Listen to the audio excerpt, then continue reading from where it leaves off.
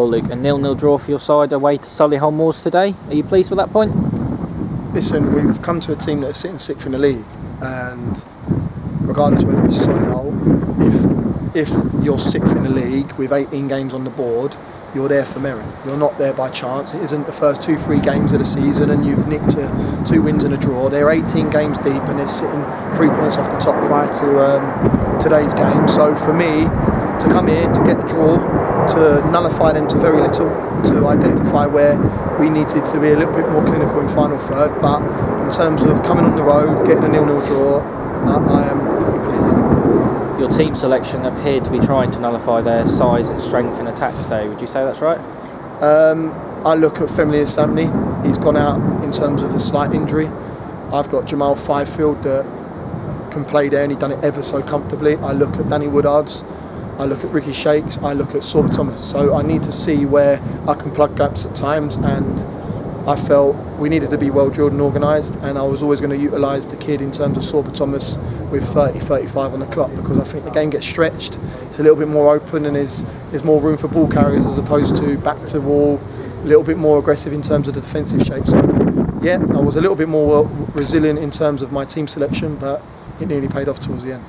Against teams who do have that kind of size and attack, is that when it really pays off to have the likes of Ryan Huddart, Manny Parry, David Stevens in that defence? You look at the size of us, I think the smallest there was Josh Amir, who's about 5'11", Shakespeare, who's about 6 foot, the rest of them are 6 foot plus, and I've got Manny Parry 6'3", Dave Stevens 6'4", Ryan Huddart 6'6", so yeah, it's a big league. It's a horrendously relentless league in terms of balls going into areas, being big and strong on restarts, and for me, yeah, to have that luxury and for them to be mobile with it, yeah, I think we've got a good group. Seemed to be a game where we really controlled large parts of it without creating too much. Could it have maybe been a set piece that decided it today? I thought it was going to be a worldie. I saw Maxwell stand on the ball from a free kick with about 5 on the clock. I saw Sorba Thomas put the ball down with about 30 seconds of the game to go, and I just thought that maybe we could nick it with a header on a set piece. There wasn't much quality at times. I think that's a side of Solihull that they go and pin, play very much percentage football. I said to you that on Thursday, and they've got their results from it. So we knew that it was going to be a resilient performance in terms of hard working, organisation, and we were trying to hone in terms of a set piece to get a win for the game. Stretches our run now to 6 matches unbeaten. That's a real good base to build on, isn't it?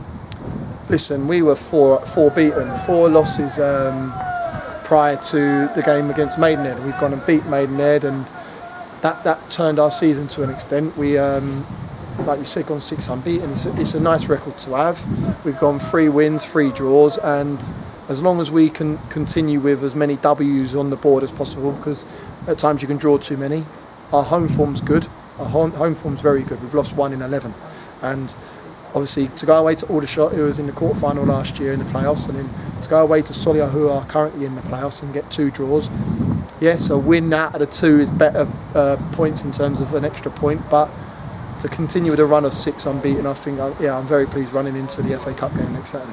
We've got a week until that FA Cup game, and it'll be good to get that rest into the lads, won't it? Yeah, we need it. I've got to be honest. This Monday, Tuesday will be very off the pace. Thursday, Friday will be organisation in terms of opposition analysis, really honing in on what Southport offer up. I know they've gone and beat Kidderminster today heavily, so they'll be confident going into the fixture.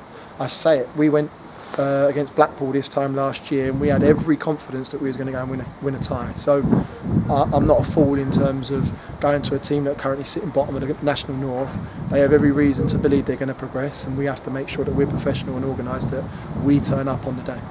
Don't know how well you can hear them on the camera just then, but the Wood Army were here today and they're excellent, and we need them there next Saturday, don't we? They were brilliant today, I've got to be honest. They walked behind here obviously because they turned us round, and then they go and plot themselves up behind the goal in the first half.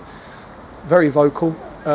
When they turn out, they're the best. It don't matter if there's 200, they'll out-sing 1,000. If there's 400, they'll out-sing 2,000. So go and rinse the chairman. Go and get on them coaches. Go and make sure he pays your entry fee on Saturday at Southport. Bring a mate. Go and make it a Coventry away day, but let's hope that we're victorious in terms of the result.